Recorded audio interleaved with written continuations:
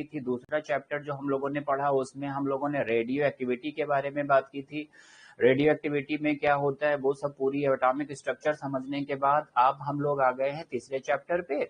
उसके बाद हम लोग आगे बढ़ेंगे तो ऐसे ही ये केमिकल बॉन्डिंग, ये बहुत छोटा सा चैप्टर है बस, और इसको समझेंगे तो आगे चल के हम लोगों को एसिड बेस साल्ट और पीएच के बारे में भी जानकारी लेंगे नेक्स्ट चैप्टर में। उसके बाद फिर हम लोग पीरियोडिक टेबल पे आएंगे, ठीक है। उसमें फिर धातु, अधातु, उपधातु, मिश्र धातु और अयस्क के बारे में बात करेंगे। तो वो सबसे इंपॉर्टेंट चैप्टर वही होगा, केमिस्ट्री की वही जान है और उसी से ढेरों प्रश्न आते हैं।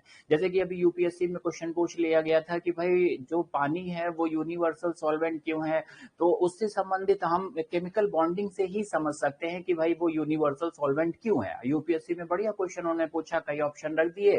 तो हमें अगर जानकारी नहीं होगी कि भाई क्या लोन पेयर होते हैं, कैसे बॉन्ड होता है, कौन कौन से बॉन्ड होते हैं, कैसे ये मॉलिक्यूल कैसे अपना एक स्ट्रक्चर बनाते हैं, तो ये अगर हम लोग कहें अमोनिया का स्ट्रक्चर कैसा है, अगर पानी का जो है वो स्ट्रक्चर कैसा है, तो एक मॉलिक्यूल का जो स्ट्रक्चर होता है तो उस स्ट्रक्चर में कई एटम्स आते हैं। तो एटम के बीच में इलेक्ट्रॉन्स का क्या है, शेयरिंग होती है। कभी उनमें जो है ट्रांसफर ऑफ इलेक्ट्रॉन्स होते हैं, कभी कभी लोन पेयर का भी ट्रांसफर होता है, और कभी कभी जो इलेक्ट्रोनेगेटिविटी का बहुत ज्यादा डिफरेंसेस जब आ जाता है एटम्स में या एलिमेंट्स के बीच में, तो वहां पे जो है एक तरीके से हम लोग कहें कि भाई बॉन्ड होता है। जैसे हाइड्रोजन बॉन्ड है, वंडरवॉल फोर्स की बात की जाती है। तो इस तरीके से बॉन्डिंग में हम लोग इन सब चीजों के बारे में पढ़ेंगे। जैसे कि एक क्वेश्चन आया था, आप लोगों से पूछा गया था कि जो बेंजीन का स्ट्रक्चर होता है उसमें कितने पाई बॉन्ड्स होते हैं, कितने सिग्मा बॉन्ड्स होते हैं, तो इस तरीके से क्वेश्चंस आ जाते हैं।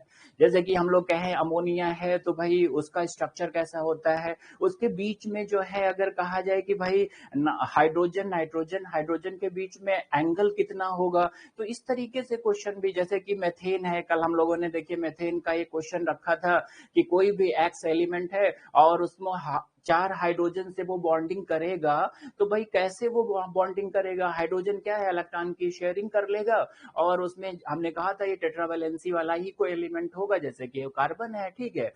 तो उससे हम लोगों ने बनाया था, अगर XH4 करके एक एलिमेंट नहीं बनाया था। तो इस तरीके से जो क्वेश्चंस होते हैं, तो अगर मेथेन की बात करें तो उसमें जो है हाइड्रोजन कार्बन हाइड्रोजन के बीच में एंगल कितना होता है, जैसे कि अमोनिया की बात करें और जो वाटर का मॉलिक्यूल है उसके बीच में कितना क्या, तो ये सब चीजें हम लोग समझेंगे इसमें।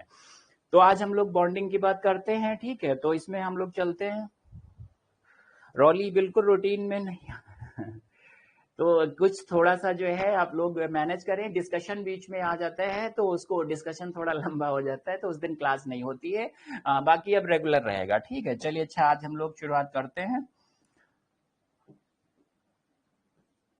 देखिए भाई ये चैप्टर है, इसको नोट कर लें, रासायनिक बंधन या बंध।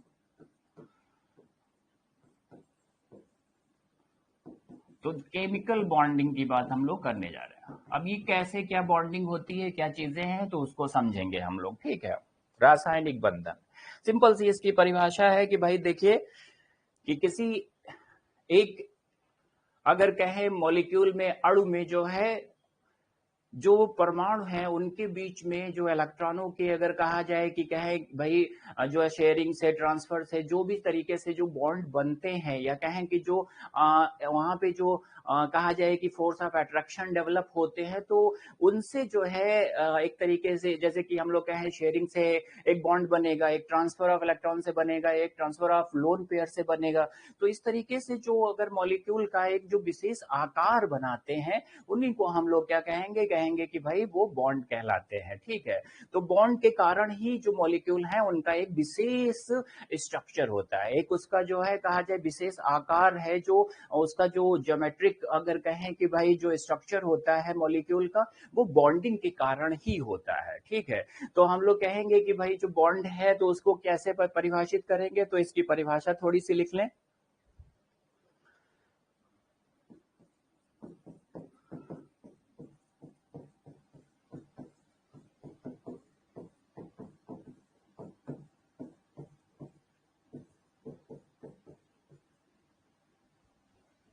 इसको नोट कर लें।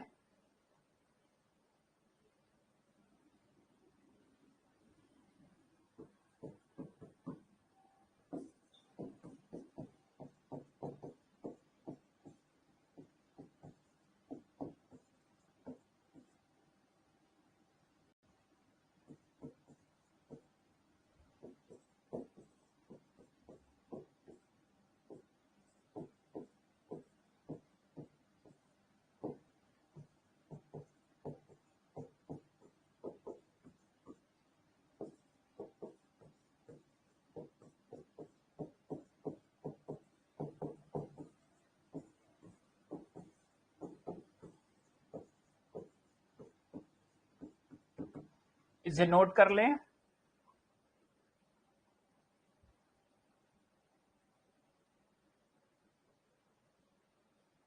हाँ, ये पहला क्लास है, नोट कर लें, इसे नोट कर लें।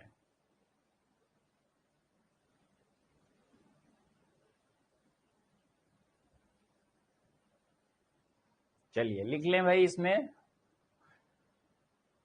अब इसमें हम लोग जो बॉन्ड पढ़ेंगे, रासायनिक बॉन्ड पढ़ेंगे, वो देखिए कितने तरीके के हैं, क्या क्या है, तो उनके बारे में लिख लें भाई। कुछ विशेष रासायनिक बंध और उनके बारे में हम लोग बात करते हैं। तो देखिए इसमें कौन कौन से बात आती है, तो हम इधर में लिख रहा हूं। जैसे कहेंगे सहसंयोजक बंध, इसे कहते हैं कोवैलेंट बॉन्ड। दूसरा लिखेंगे भाई आयनिक बंध।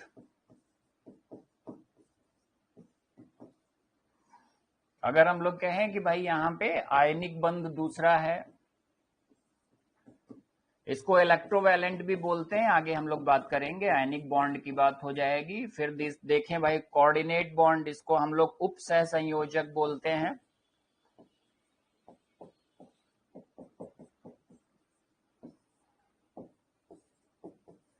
इसी को कोऑर्डिनेट कहा जाता है।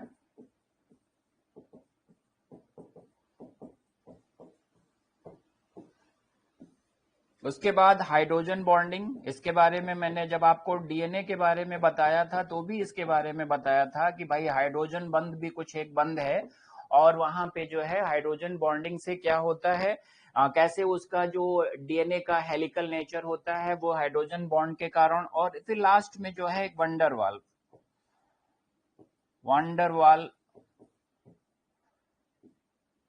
बल हम लोग कह दें, तो ये वंडरवाल फोर्स जो है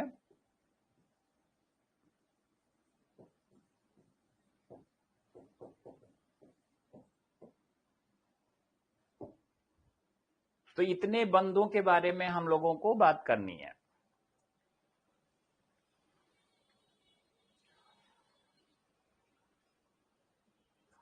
van der Waals force, hydrogen bonding, coordinate bond, ionic bond और कोवैलेंट बॉन्ड। तो सहसंयोजक बंध है, आयनिक बंध है, उपसहसंयोजक बंध है। उसके बाद हम लोग कहें कि भाई हाइड्रोजन बॉन्डिंग के बारे में बात करेंगे हम लोग। ये रश्मि चल रहा है केमिकल बॉन्डिंग के बारे में।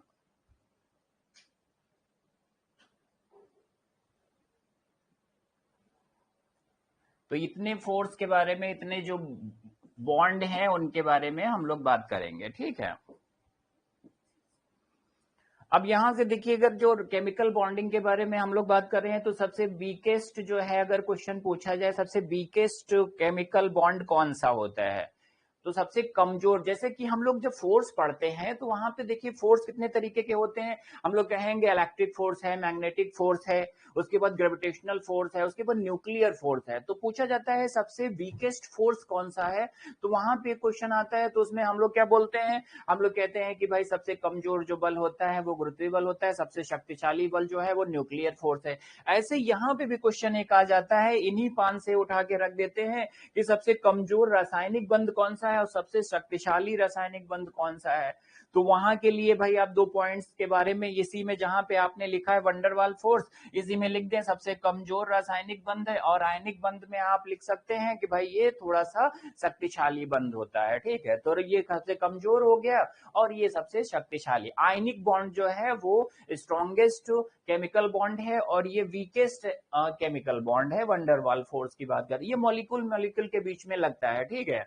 और आप देखिए आयनिक बॉन्ड क्या है कि ये जितने भी जो इलेक्ट्रोपॉजिटिव है, इलेक्ट्रोनेगेटिव बॉन्ड है, इनके बीच में एक अट्रैक्शन डेवलप करता है, ये बहुत शक्तिशाली होता है। जैसे कि हम लोग एक केमिकल स्ट्रक्चर की बात करते हैं, सोडियम क्लोराइड के बारे में, नमक की बात करते हैं, तो सोडियम पे देखिए एक पॉजिटिव अगर कहें कि चार्ज है और उस पे क्लोराइड पे एक नेगेटिव चार्ज है, ये चार्ज आपस में जो है एक दूसरे को अट्रैक्ट करते हैं, ये फोर्स ऑफ अट्रैक्शन डेवलप हो जाता है, इसी को इलेक्ट्रोस्टैटिक फोर्स बोलते हैं। ये स्ट्रॉन्गेस्ट होता है। तो भाई ये सबसे शक्तिशाली बल है। और ये जो है बल की बात नहीं, हम बंद की बात कर रहे हैं यहाँ पे, तो केमिकल स्ट्रॉन्गेस्ट केमिकल बॉन्ड और ये वीकेस्ट केमिकल बॉन्ड। क्वेश्चन यही आपसे आएगा कि कौन सा सबसे कमजोर रासायनिक बंध है, तो कहेंगे वैन डर वाल फोर्स, और ये अणुओं के मध्य लगता है। आप इसको नोट भी कर सकते हैं कि बहुत छोटी सी बात है कि अणु अणु के बीच में लगने वाले रासायनिक बंध को हम लोग क्या कहते हैं, ये एटम, ये सब एटम में भी अगर कहा जाए फोर्स होते हैं, तो ये सब एटॉमिक स्ट्रक्चर की बात करते हैं, और ये क्या है, ये मॉलिक्यूल मॉलिक्यूल की बात कर रहा है, ठीक है। तो आप इसके बारे में लिख भी लीजिए कि सबसे कमजोर बल होता है, सबसे कमजोर रासायनिक बंध होता है और अणुओं के मध्य लगता है। वैन डर वाल फोर्स की बात कर रहे हैं, लिख लें उसमें। हाँ मैं हो गया भैया, किनारे हो गया। वैन डर वाल सबसे कमजोर, ये अणुओं के मध्य लगने वाला सबसे कमजोर बल है, ठीक है। ये रासायनिक बंध है। और सबसे शक्तिशाली कौन सा केमिकल बॉन्ड होता है, तो आयनिक बॉन्ड। अच्छा, ये जब बॉन्ड, अब इतना नोट करें फिर हम लोग बात करें, रॉली नोट करें जल्दी से। 5 नंबर पे लिखा है वैन डर वाल फोर्स। उज्जवल गुड इवनिंग। कोई नहीं, चलिए बस अभी अभी शुरू हुआ, फर्स्ट स्लाइड यही है, जल्दी से नोट करें।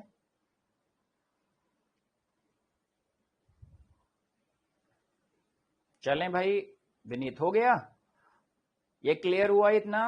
तो हम लोगों ने क्या, अगर कहा जाए कुछ विशेष रासायनिक बंध, ये देखिए लिखा है कुछ विशेष रासायनिक बंध।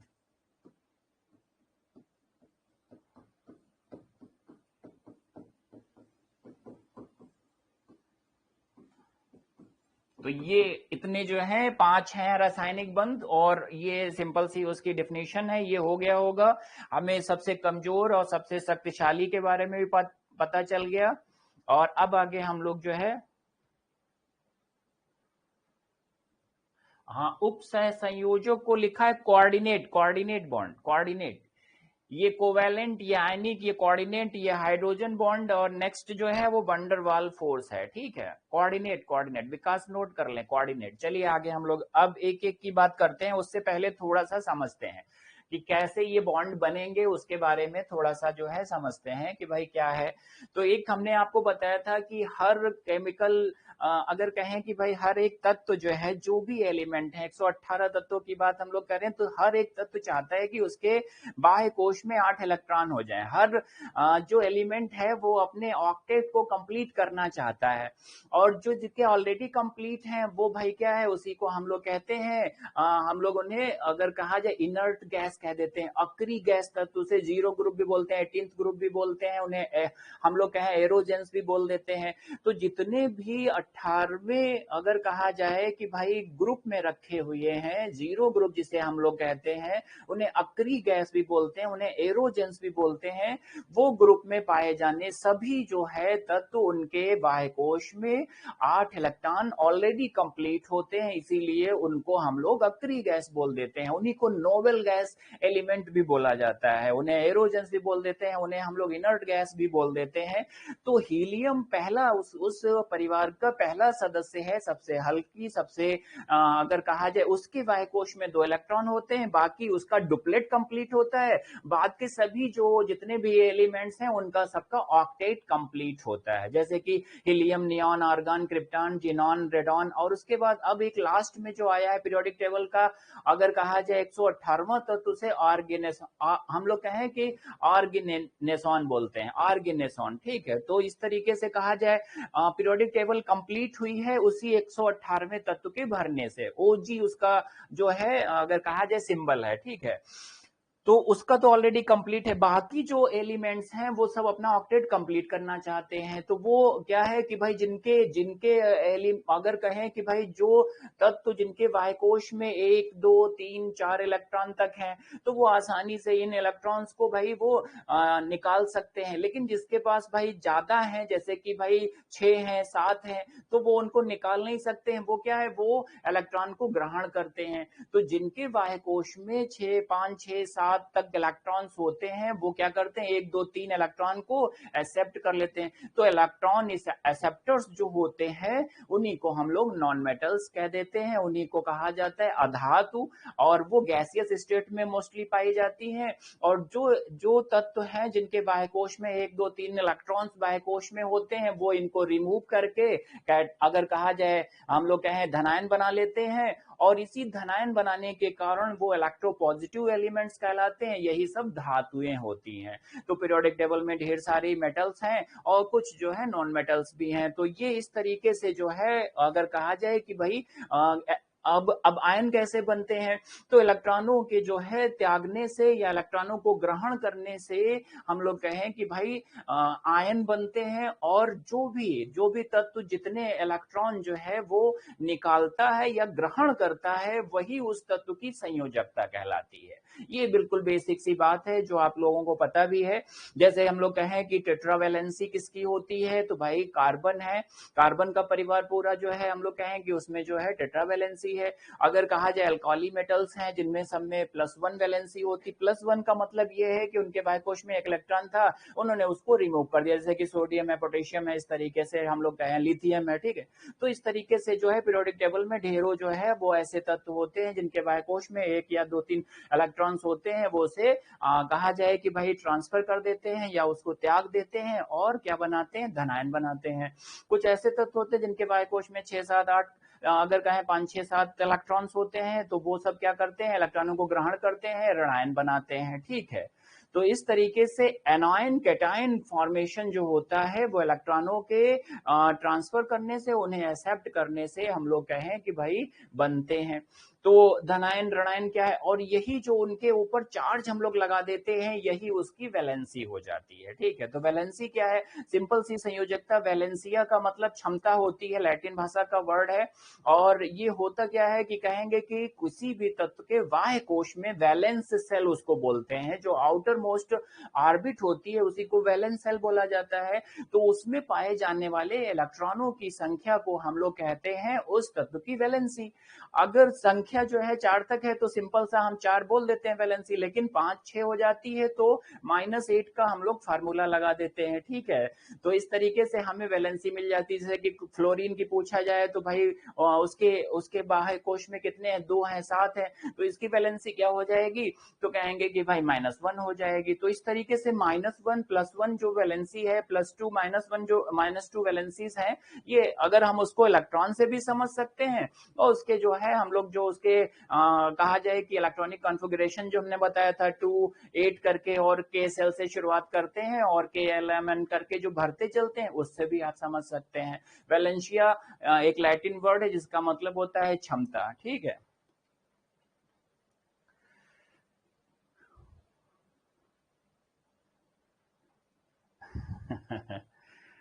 चलिए, अच्छा, तो हम लोग अब सीधे से जो है आगे बात करते हैं। कैटायन का मतलब अगर हम लोग कहें कि कैटायन क्या होते हैं, तो उसको बोलते हैं पॉजिटिव आयन, जिसको हम लोग धनायन बोलते हैं, उनको बोलते हैं, ठीक है। चलिए, तो आगे हम लोग जो है, ममता खुश रहे भाई। हाँ, इलेक्ट्रॉन अगर कहें ग्रहण करने और त्यागने की जो क्षमता है वही उसकी जो है वैलेंसी। बिल्कुल सही, बहुत सही अमित, आपने उसकी डेफिनेशन सही कर दी, ठीक है। हाँ दीपक, अब भी पढ़ाएंगे नेक्स्ट जो है टॉपिक पे। शशि नहीं समझ में आ रहा। हाँ चलें, अच्छा कोई नहीं, अभी अभी शुरू हुआ है तो हम लोग पहले लिखते हैं, अगले बात पे चलते हैं। तो लिखें भाई, अक्री गैस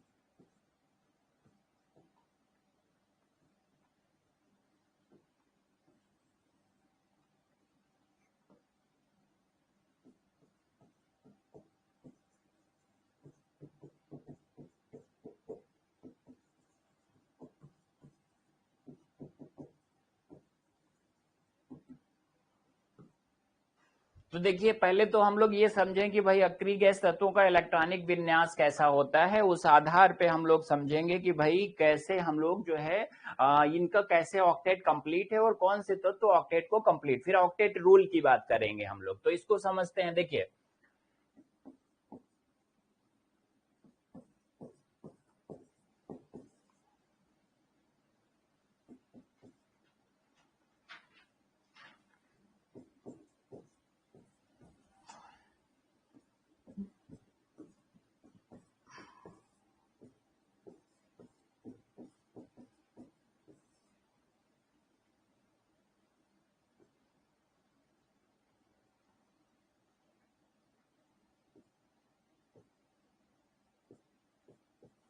देखिए ये पीरियोडिक टेबल का भाई सबसे आखिर में आया हुआ तत्व है। पीरियोडिक टेबल यहीं से समाप्त हो रही है, ठीक है।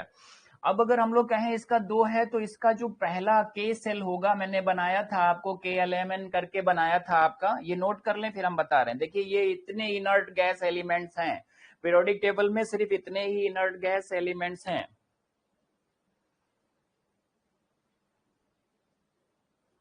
किसको किसको नाम नहीं पता है भाई, आप लोग बताएं।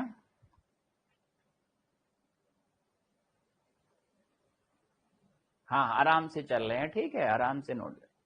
हाँ ये कितने, किसको किसको नाम नहीं याद है, लास्ट वाला जो है।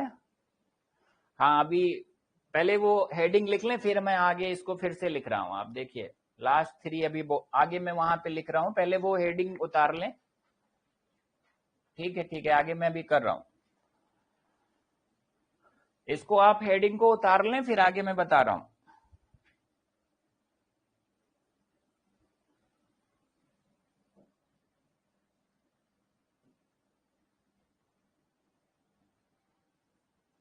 अब मैं यहाँ सेंटर में मिडिल में लिख रहा हूँ, आप देखिए इसको समझिए।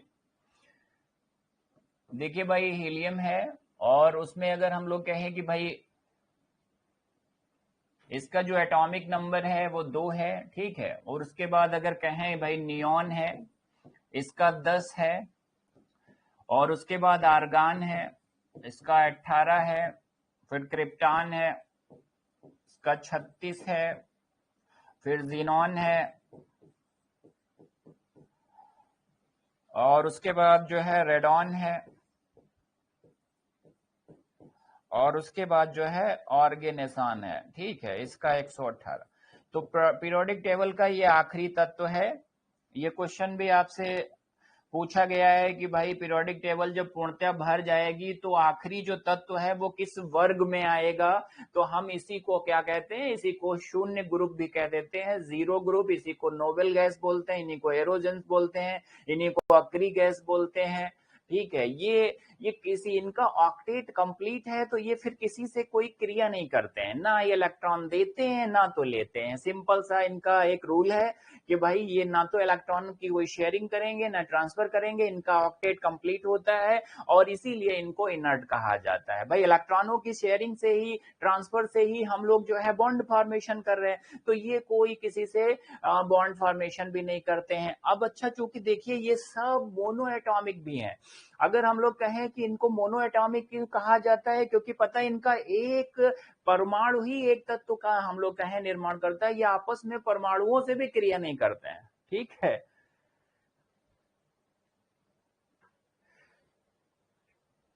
हाँ देखिए सबको 118। आप हरेंद्र अब आगे थोड़ा सा बढ़ जाएं, ठीक है। ये नामकरण हो गया है, आईयूपीएसी ने इसका नामकरण कर दिया है, ठीक है। अभी आप वो जो आप गूगल पे देख रहे हैं UUNO करके, वो सब बदल गया है, ठीक है। ये ओजी करके है, और के निशान इसे बोल रहे हैं, ठीक है। ओजी ओजी।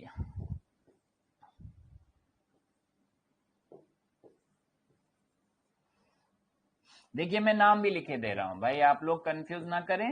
हीलियम, नियॉन, आर्गन, क्रिप्टॉन,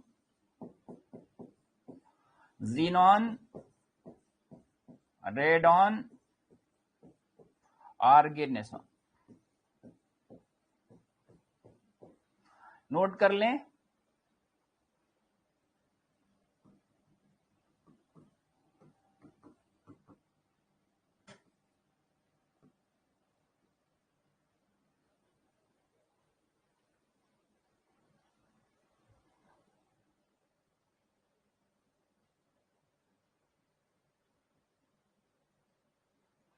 हाँ अमित, ये भी बढ़िया आपका एग्जाम्पल है भाई। ठीक है, तो वैसे हम लोग सीधी बात करते हैं, इसमें क्या है, ये सब एक परमाणु तत्व भी इन्हें हम लोग कहते हैं, मोनो एटॉमिक भी कहते हैं।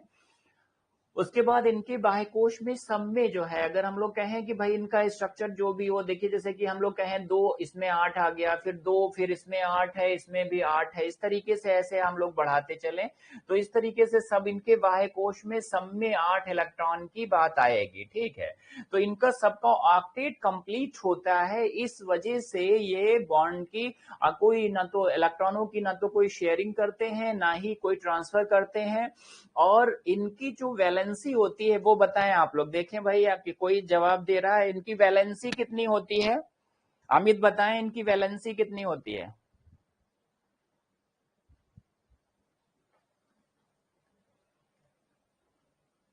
हाँ हाँ इनकी देखिए सब लोगों ने आंसर दे दिया है। आप लोग वास्तव में जो है इनके बारे में थोड़ा बहुत आपने पढ़ रखा है, इसी वजह से जब ये कोई ट्रांसफर ऑफ इलेक्ट्रॉन करते ही नहीं है, कोई शेयरिंग नहीं करते हैं, तो इन पे कोई चार्ज भी नहीं आता है, और क्या है कि इनकी वैलेंसी शून्य होती है। इसीलिए शून्य ग्रुप में भी हम लोग कह सकते हैं रखे हुए 18th ग्रुप होता है, इसी को नोबेल गैस हम लोग कहते हैं। और इनके इनका जो एक एटम है वही इनका एक एलिमेंट जो है वो कहा जाए तो इसको हम लोग मोनो एटॉमिक हम लोग एलिमेंट्स भी बोल देते हैं। तो ये इनकी सबकी वैलेंसी शून्य होती है और इनका ऑक्टेट कंप्लीट होता है, इस वजह से ये कोई शेयरिंग नहीं करते हैं। ठीक है, अब इनके बारे में डिटेल में हम लोग बाद में बात करेंगे, जब पीरियोडिक टेबल फिर वहां पे नोट करेंगे, और कौन कहाँ क्या है सब एलिमेंट्स के बारे में हम लोग इनके बारे में भी बात करेंगे। लेकिन यहाँ पे मेरा सिर्फ इतना कहना है कि भाई लिख लें इसमें, इनर्ट गैस या कहें अक्रिय गैस तत्वों में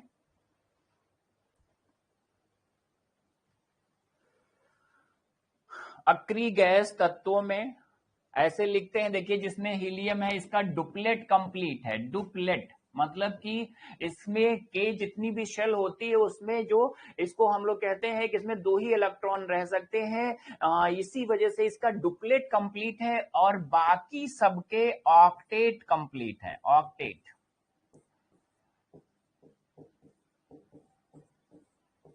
ये डुप्लेट लिख लें।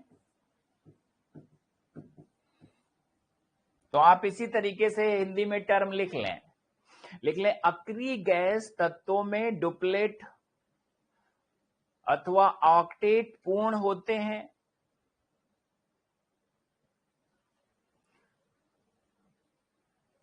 अक्रिय गैस तत्वों में डुप्लेट अथवा ऑक्टेट कंप्लीट होते हैं। कंप्लीट होते हैं, लिखें अक्रिय गैस तत्वों में डुप्लेट अथवा ऑक्टेट पूर्ण होते हैं, कंप्लीट होते हैं,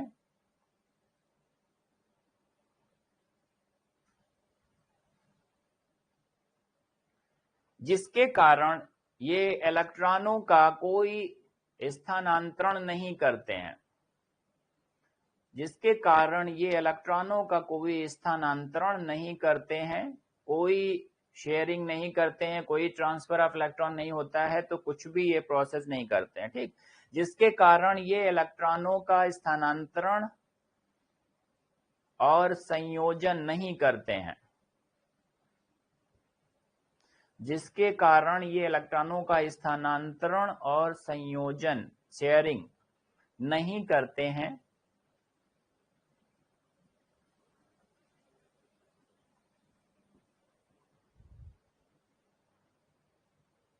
नहीं करते हैं अर्थात रासायनिक बंध बनाने की क्रिया में भाग नहीं लेते हैं।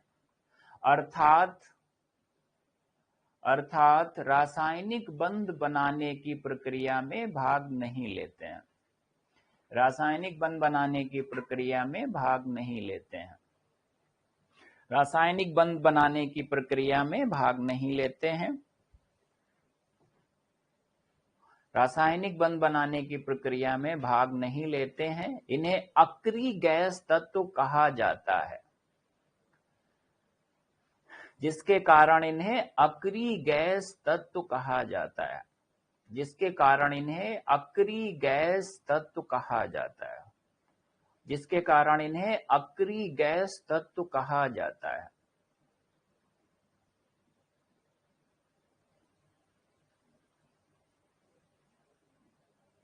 अक्रिय गैस तत्व कहा जाता है। ये सभी तत्व एक परमाणुक होते हैं, मोनो एटॉमिक होते हैं। ये सभी तत्व एक परमाणुक होते हैं। ये सभी तत्व एक परमाणुक होते हैं, मोनो एटॉमिक। ये सभी तत्व एक परमाणुक होते हैं। ये सभी तत्व एक परमाणुक होते हैं।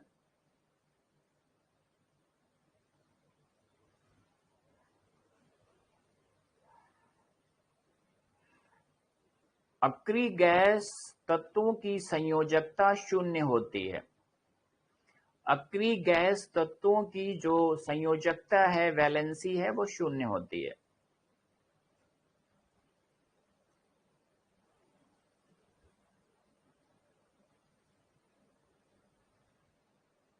अक्रिय गैस तत्वों की संयोजकता शून्य होती है।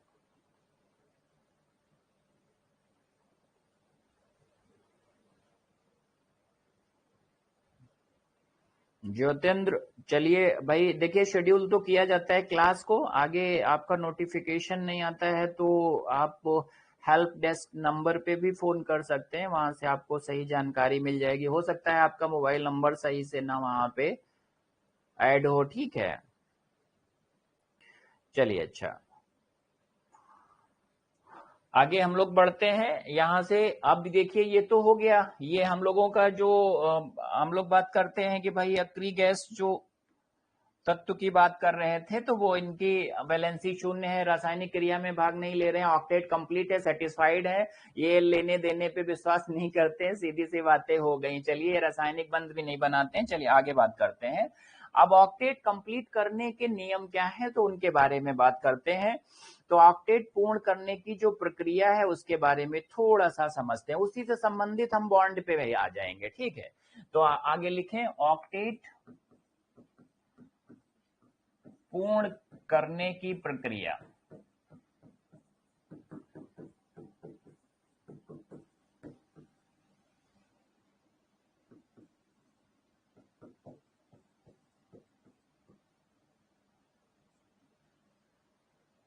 लिख लें भाई।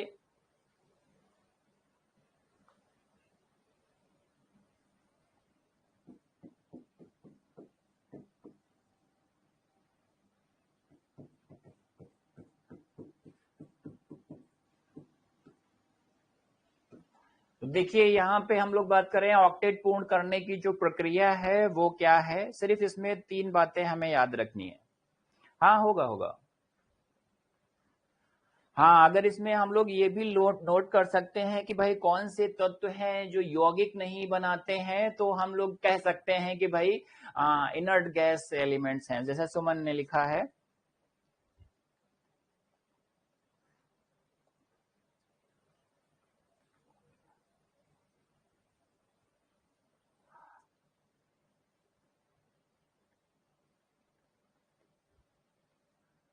रूटिंग फिजा, यहीं से अभी देखिए आगे आपको पता चलेगा किस तरीके से हम लोग बॉन्ड की बात करते हैं। सुमन, आयंस के, चलिए इसको नोट कर लें भाई, इसके बारे में क्या है।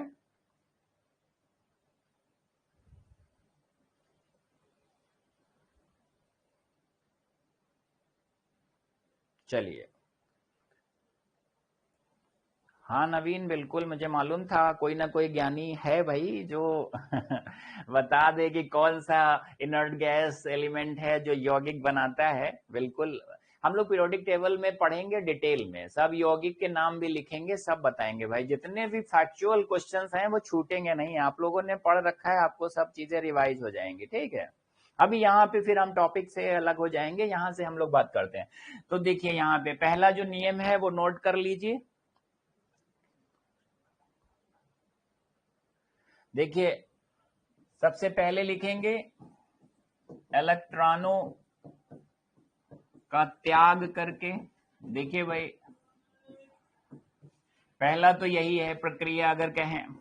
अगला आपको समझ में आ रहा होगा, ये त्याग कौन करेगा भाई, कहेगा जिसके पास जो है ज्यादा होगा, एक्सेस में जिसके पास होता है तो वो भाई दान करता चलता है, ठीक है। तो यहाँ पे इलेक्ट्रॉन जो है, अगर हम लोग कहें कि जैसे सोडियम की बात कर रहे हैं, 11 एटॉमिक नंबर है, 281 है, तो ये इसको क्या करेगा, डोनेट कर देगा, ठीक है। तो त्याग करके यहाँ पे इस तरीके से हम मैग्नीशियम की बात कर लें, यहाँ पे मैग्नीशियम है 12 है, तो यहाँ देखिए 282 है, तो ये 2 इलेक्ट्रॉन को निकाल देगा। इसी वजह से आपने देखा होगा कि जो सोडियम का यहाँ से क्या है, सोडियम आयन हम लोग जब बनाते हैं तो ये प्लस का, इस पे हम लोग Mg प्लस प्लस का चिन्ह इसीलिए लगाते हैं क्योंकि उसने 2 इलेक्ट्रॉन निकाला हुआ है, ठीक है। ऐसे ही एल्युमिनियम की बात हम लोग कर लें तो ये 13th है, और इस तरीके से ये 283 है, और ये 3 इलेक्ट्रॉन, हम लोग ये बात पहले भी कर चुके हैं, तो ये Al+3 की बात आ जाएगी। ये इलेक्ट्रॉनों को त्याग करके अब इनमें सब में जो है, मैंने जब कहा था आइसो इलेक्ट्रॉनिक स्पीसीज की बात की थी तो ये डिटेल में लिखा भी था, इसके पास भी अब 10 इलेक्ट्रॉन है, इसके पास भी 10 है, इसके पास भी 10 है, तो ये सब आइसो इलेक्ट्रॉनिक स्पीसीज भी हैं। और इनमें क्या है, सबका ऑक्टेट भी कंप्लीट हो गया, 10 तभी तो होगा, 2 और 8, देखिए 2 और 8, अब इनका सबका ऑक्टेट कंप्लीट हो गया। मैंने यही तो लिखा है ऊपर, देखिए हेडिंग क्या है, ऑक्टेट पूर्ण करने की प्रक्रिया। पहला क्या है, कहेंगे कि भाई इसी तरीके से 3 नियम है बस, ऑक्टेट को अगर कंप्लीट करने के 3 नियम है। पहला ये लिखा है, इलेक्ट्रॉनों का त्याग करके, नोट कर लें। हाँ, ये सब मेटल्स हैं, ये बिल्कुल सही बात है, आगे हम लोग बात करेंगे इस पे कि मेटल है कि क्या है। अभी इतना लिखें पहले, फिर आप लोगों को सब कुछ तो पता है, खैर चलिए आगे लिखते हैं। चलिए चलिए आगे लिखते हैं। अब दूसरा क्या हम लिख सकते हैं, अच्छा आप वो भी बताएं। हाँ शशि, देखिए आपने सही बात कही है, हाँ सब कुछ नहीं पता है तो इसीलिए भाई क्लास चल रही है। चलिए दूसरा लिखें। अब दूसरी बात हम लोग लिखने जा रहे हैं, ये नोट कर लें, ये नोट कर लें पूरा। दूसरी बात लिखते हैं, इलेक्ट्रॉनों को प्राप्त करके लिखें, उसमें भी हम आपको थोड़े से जो है एग्जांपल्स इसी तरीके दे रहे हैं। इलेक्ट्रॉनों को प्राप्त करके, हाँ बिल्कुल सही, अब देखिए समझ में भी आ गया। हाँ दूसरा लिख लें, ऑक्टेट पूर्ण करने की जो प्रक्रिया है वो दूसरी लिखें, इलेक्ट्रॉनों को प्राप्त करके। ये नोट कर लिया, ये हो गया, अनामिका हो गया, ये सुप्रभा हो गया ना। हाँ चलिए अब मैं आगे बता रहा हूं, दूसरा लिखते हैं। इसी में मैं आपको जो है,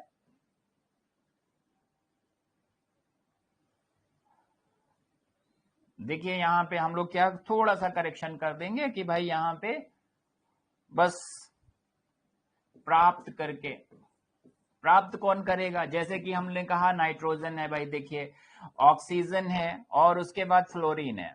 अब इसका हम लोग एटॉमिक नंबर की बात करें तो नाइट्रोजन का कितना हो रहा है भाई, कितना होता है, देखिए 7 8 9 की बात हम लोग कर ले रहे हैं, तो यहाँ पे क्या है, 2 है 5 है, यहाँ पे क्या है 2 है 6 है, यहाँ पे क्या है 2 और 7। अब ये क्या करेगा कि भाई 3 इलेक्ट्रॉन को ये प्राप्त करेगा, ये 2 इलेक्ट्रॉन ही प्राप्त करेगा और एक इलेक्ट्रॉन ही प्राप्त करेगा। और जब ये प्राप्त कर लेगा तो इनके सबके जो है, फिर से हम यहाँ पे लिख रहे हैं, यहाँ पे क्या हो जाएगा, एक माइनस का हमने 3, देखिए देखिए 3 माइनस के सिंबल ऐसे हम लोग बना रहे हैं। अब वही हम यहीं पे दिखा दे रहे हैं कि देखिए ये अब क्या बन गया, कहेंगे -3 का, और ये ऑक्सीजन -2, फ्लोरीन -1, देखिए इस तरीके से। अब इसके में 2 8 हो गए, इसमें भी 2 8 हो गए, इसमें भी 2 8 हो गए, देखिए ऑक्टेट कंप्लीट हो गया, नोट कर लें। हाँ ये सब ठीक है विवेक, बिल्कुल सही है मैडम। ज्योतिन्द्र बिल्कुल सही है, खैर अरे बहुत सी, तो देखिए 3 ही नियम है और इसी पे बॉन्ड का नाम भी बदलेगा। अभी आगे हम जो बॉन्ड की बात करेंगे तो उसमें जो बात आएगी, इलेक्ट्रॉनों को प्राप्त करके, इलेक्ट्रॉनों को त्याग करके और इलेक्ट्रॉनों का साझा करके, ये तीसरी बात है। बस यही 3 हम लोग कहें कि बातें हैं, छोटी छोटी सी ये सब हाँ हाँ हाँ, देखिए बात आ भी गई, सुप्रभा ने लिख भी दिया।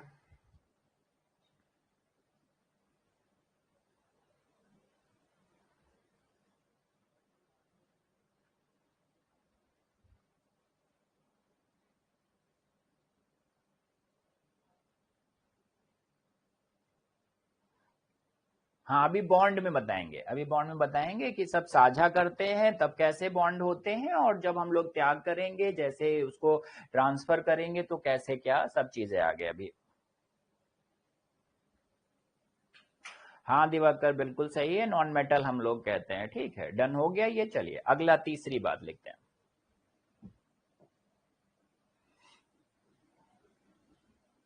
तो ये दूसरी बात थी भाई, अब आगे हम लोग तीसरी बात पे चलते हैं।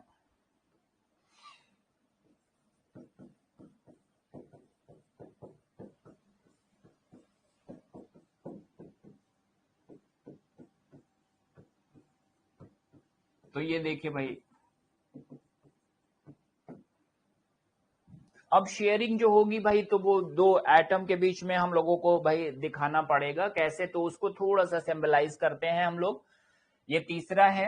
अब यहाँ पे देखें, हम लोग लिखते हैं, बस देखिए हाइड्रोजन बहुत सबसे छोटा एटम, सबसे हल्का एटम। हम लोग देखिए ब्रह्मांड में सब चारों तरफ हाइड्रोजन ही हाइड्रोजन फैला हुआ है, तारों में, और अगर कहें कि भाई जितने भी सूर्य हैं और तारे हैं उनमें सब में ऊर्जा का स्रोत है। अब इसके पास एक इलेक्ट्रॉन इस तरीके से हम दिखा दे रहे हैं, दूसरा एक हाइड्रोजन है उसको थोड़ा सा अलग सिंबल दिखा दे रहे हैं। अब ये क्या है कि इसके पहली कक्षा में एक इलेक्ट्रॉन था, अब ये क्या करेगा कि भाई जो है ये जो इलेक्ट्रॉन है इसके पास, अगर हम लोग इस तरीके से बनाएं, ये हाइड्रोजन है, और देखिए दूसरा जो है वो हम लोग ऐसे दिखा लें हाइड्रोजन। अब यहाँ पे एक इलेक्ट्रॉन था, अब वो इस तरीके से अगर हम लोग कहें ये एंटी क्लॉकवाइज घूम रहा था, और इसमें जो दूसरा इलेक्ट्रॉन है वो भाई क्लॉकवाइज डायरेक्शन में घूम रहा था। अब यहाँ पे दूसरा इलेक्ट्रॉन, तो ये क्या करेगा, इसमें से इलेक्ट्रॉन इसमें भी घूम जाएगा, इसका इलेक्ट्रॉन इसमें भी घूम जाएगा, और ये दोनों एटम पास पास आ जाएंगे और एक तरीके से बॉन्ड ये बन जाएगा। तो इलेक्ट्रॉन की शेयरिंग से इसी को डाई एटॉमिक हम लोग जो है कह देंगे। हाइड्रोजन इस तरीके से देखिए डाई एटॉमिक भी होता है। ठीक है, तो ये जो इलेक्ट्रॉनों की शेयरिंग हो गई, इसी को हम लोग क्या कहेंगे, इस तरीके से हम लोग रिप्रेजेंट कर देते हैं। जैसे कि और हम लोग दिखाना चाहें तो दूसरा क्या हम लोग दिखा सकते हैं, O2 दिखा सकते हैं, देखिए वो भी जो है N2 दिखा सकते हैं। तो यहाँ पे देखिए ये जो हाइड्रोजन बनाया गया है, इसमें देखिए इसका डुप्लेट कंप्लीट हो गया कि नहीं, इसका डुप्लेट कैसे कंप्लीट हो गया, इसका इलेक्ट्रॉन इधर भी चक्कर लगा जाएगा, इसका इधर भी लगा जाएगा, दोनों के दो इलेक्ट्रॉन हो गए। पहली कक्षा में दो ही इलेक्ट्रॉन रह सकते हैं, डुप्लेट कंप्लीट हो गया हाइड्रोजन में, और ये क्या हो गया, शेयरिंग हो गई। नहीं, यहाँ पे दो हाइड्रोजन के एटम हैं उनकी बात की जा रही है, उसमें इलेक्ट्रॉनों की शेयरिंग की जा रही है। ठीक है, बोथ, हाँ, ये नॉन मेटल्स ही हैं दोनों, उनके बारे में शेयरिंग ऑफ इलेक्ट्रॉन ये हो रहा है यहाँ पे। ठीक है, ये सब नॉन मेटल्स में ही होता है। ठीक है, तो ये क्या हो गया, डायटोमिक हो गया। इस तरीके से देखिए हम लोग ये इलेक्ट्रॉन दिखा रहे हैं। अगला देखते हैं, एक एग्जाम्पल इसका और ले लेते हैं भाई, आपको अगर क्लियर नहीं है तो। देखिए इसका 8 है और 2 और हम लोग क्या कहेंगे कि भाई 6 की बात की जा रही है, ऑक्सीजन है। अब ये देखिए, अगर हम ऑक्सीजन ऐसे बनाएं तो इसके पास हम लोग क्या करेंगे कि भाई इस तरीके से हम लोग बॉन्ड दिखाएंगे। ये लास्ट में हम ये 6 जो बना दे रहे हैं इसके इलेक्ट्रॉन्स हैं, क्या है, ये इलेक्ट्रॉन्स हैं, और इधर की तरफ एक ऑक्सीजन एटम लिखा, यहां भी हम इस तरीके से 6 इलेक्ट्रॉन बना दे रहे हैं। अब ये क्या है, इनमें क्या है, ये देखिए शेयरिंग हो गई। ठीक है, तो यहाँ पे देखिए इस तरीके से डबल बॉन्ड हो गया। अब इसका अगर हम लोग कंप्लीट करें, ऐसे देखें तो देखिए आपको जो है ये इसके 8 कंप्लीट हो गए, 2 2 4 2 6 2 8, और इसका भी ऑक्टेट कंप्लीट हो गया, इस एटम का भी। तो ये ऐसे डबल बॉन्ड बन गया, और इस तरीके से ऑक्सीजन जो है वो कंप्लीट हो गया, इसका ऑक्टेट कंप्लीट हो गया। तो ये शेयरिंग हो जा रही है इस तरीके से। अब ये एक प्रकार का बॉन्ड है, जब इलेक्ट्रॉनों का साझा करके हम लोग जो है कोई भी बॉन्ड का फॉर्मेशन करेंगे, वही सहसंयोजक बंध होते हैं। सहसंयोजक बंध 3 तरीके के होते हैं, उन्हें हम एक एक सिंगल बॉन्ड कहते हैं, डबल बॉन्ड कहते हैं, ट्रिपल बॉन्ड कहते हैं। ठीक है, तो ये बातें हो गई। हाइड्रोजन में हम लोग कहें सिंगल बॉन्ड है, ऑक्सीजन में डबल बॉन्ड है, नाइट्रोजन एक आ जाएगा, उसमें ट्रिपल बॉन्ड आ जाएगा। तो ये हम लोग अब आगे इसके बारे में नोट कर लें, यहां तक हम लोगों ने समझ लिया। बहुत छोटी सी साधारण सी बात है, जब आपने कभी केमिस्ट्री नहीं पढ़ी हो फिर भी थोड़ा सा आइडिया आपको हो जाएगा। ठीक है, सीधा दो हाइड्रोजन से हीलियम नहीं, यहाँ पे हाइड्रोजन हाइड्रोजन एटम पास पास आके इलेक्ट्रॉनों की शेयरिंग कर रहे हैं। ठीक है, हाँ, इसमें ऑक्सीजन सेम इलेक्ट्रॉन में भी शेयरिंग है, देखिए। ठीक है,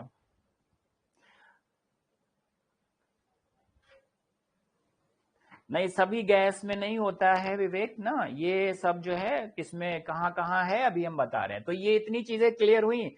हम लोग कहें ऑक्टेट कंप्लीट करने के लिए क्या कर सकते हैं, इलेक्ट्रॉनों का हम त्याग कर सकते हैं, इलेक्ट्रॉनों को हम लोग जो है कहा जाए प्राप्त कर सकते हैं और इलेक्ट्रॉनों का साझा कर सकते हैं। ठीक है, अब आगे हम लोग लिखते हैं पहला बंध, उसको लिखते हैं सही, अगर कहा जाए कि भाई उसको क्या कहेंगे, कोवैलेंट बॉन्ड। ठीक है,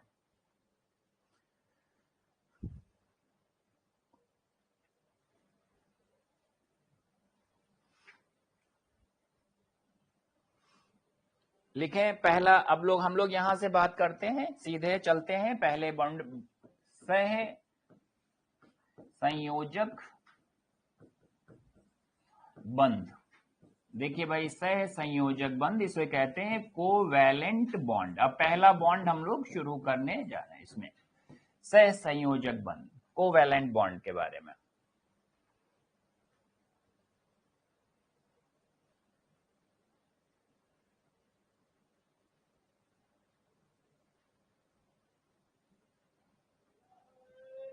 हाँ, हमेशा बॉन्डिंग में बाहरी कक्षा के इलेक्ट्रॉन ही पार्टिसिपेट करते हैं। ठीक है, लिख लें, जब दो परमाणुओं के मध्य इलेक्ट्रॉनों की साझेदारी से, लिखें परमाणुओं में इलेक्ट्रॉनों के साझेदारी से जो बंध बनते हैं उन्हें सहसंयोजक बंध कहते हैं। परमाणुओं के मध्य साझेदारी से जो बंध बनते हैं, परमाणुओं के मध्य इलेक्ट्रॉनों की साझेदारी से, परमाणुओं के मध्य इलेक्ट्रॉनों की साझेदारी से जो बंध बनते हैं उन्हें सहसंयोजक बंध कहते हैं। परमाणुओं के मध्य इलेक्ट्रॉनों के, फिर से लिख लें, परमाणुओं के मध्य इलेक्ट्रॉनों की साझेदारी से, परमाणुओं के मध्य इलेक्ट्रॉनों की साझेदारी से जो बंध बनते हैं उन्हें सहसंयोजक बंध कहते हैं।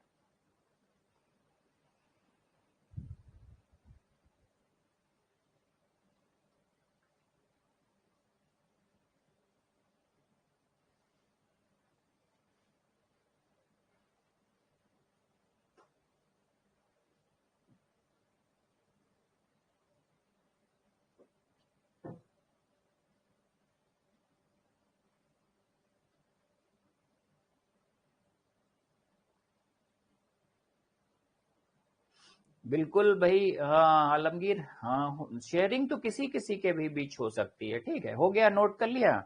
चलिए भाई, अब इनके बारे में हम लोग बात करते हैं। पहले तो देख लेते हैं ये 3 प्रकार के होते हैं। अच्छा, ये जो इनका, ये अगर कहें कि भाई जो मॉलिक्यूल बनाएंगे, जो अणु बनाएंगे, उनका ऑक्टेट कंप्लीट हो जाता है। जैसे अभी हम लोग ऑक्सीजन में देख रहे थे, तो वो जो मॉलिक्यूल होते हैं वो अष्टक नियम को पूर्ण कर लेते हैं। इसी वजह से हम लोग कहें कि भाई ये मॉलिक्यूल के रूप में पाए जाते हैं। अब ये जो है कहा जाए कि भाई ये कितने तरीके के बॉन्ड होते हैं, तो इसी में सहसंयोजक बंध 3 तरीके के होते हैं। ठीक है, लेकिन सहसंयोजक बंध 3 तरीके के होते हैं, 3 प्रकार के होते हैं। सहसंयोजक बंध 3 प्रकार के होते हैं। पहला लिखेंगे, उसी में हम उदाहरण भी लेके चलेंगे। देखिए, पहला लिखेंगे सिंगल बॉन्ड, एकल बंध, एकल बंध, एकल बंध। हम लोग कहें भाई सिंगल बॉन्ड, ये क्या है, सिंगल बॉन्ड है। अब यहां पे वही हाइड्रोजन वाला बना लें इस तरीके से। ये देखिए, हाइड्रोजन हाइड्रोजन के बीच में ये जो है ये सिंगल बॉन्ड है, और इस तरीके से ये जो मॉलिक्यूल बन गया, ये क्या है, डाई एटॉमिक एक जो है मॉलिक्यूल बन गया। ठीक है, इस तरीके से जो है आप लिख सकते हैं कि भाई हाइड्रोजन के 2 परमाणुओं के मध्य एक सिंगल बंध पाया जाता है। हाइड्रोजन के 2 परमाणुओं के मध्य इलेक्ट्रॉनों की साझेदारी से एक सिंगल बंध बनता है। हाँ, इलेक्ट्रॉनों की साझेदारी से, हाइड्रोजन के 2 परमाणुओं के मध्य इलेक्ट्रॉनों की साझेदारी से क्या है, एकल बंध यहाँ पे निर्मित हो रहा है। ठीक है, इसमें साझेदारी तो होगी ही होगी, ये जान लें, साझेदारी से ही ये सब बॉन्ड बनेंगे, ठीक है। हाइड्रोजन के परमाणुओं के मध्य, दो हाइड्रोजन के परमाणुओं के मध्य एक सिंगल बॉन्ड होता है या पाया जाता है। तो इस तरीके से जो हाइड्रोजन का मॉलिक्यूल है वो क्या, ये अच्छा, जितने भी कोवेलेंट बॉन्ड होते हैं ज्यादातर अगर कहें कि भाई ये गैसियस स्टेट में या लिक्विड स्टेट में ही मिलते हैं। और इनके अगर इनकी प्रॉपर्टी के बारे में बात करें, अभी पहले बॉन्ड लिख लें फिर हम लोग बात करते हैं थोड़ी सी उनकी प्रॉपर्टी के बारे में, कहाँ पे मिलते हैं क्या है, ठीक है। तो ये नोट कर लिया, हाइड्रोजन हाइड्रोजन के मध्य दो इलेक्ट्रॉनों के साझेदारी से एक एकल बंध बन गया, ठीक है। चलिए अगला देखें, दूसरा ये कहेंगे कि भाई द्विक,